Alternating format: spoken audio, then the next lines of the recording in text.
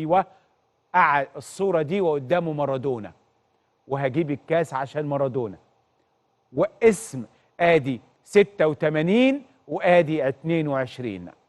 مين دول الاثنين الساحرين الكبيرين؟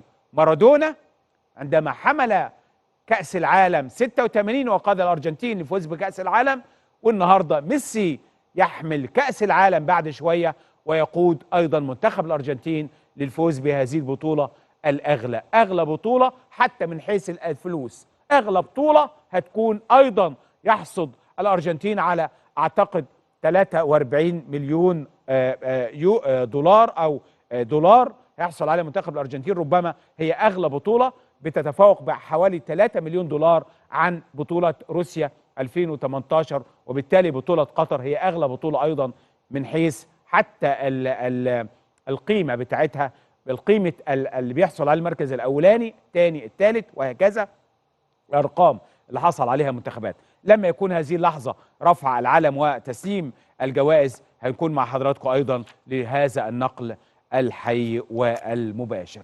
نروح نشوف أخبارنا إيه الليلة. مفيش أخبار كتير قوي ولكن نشوف.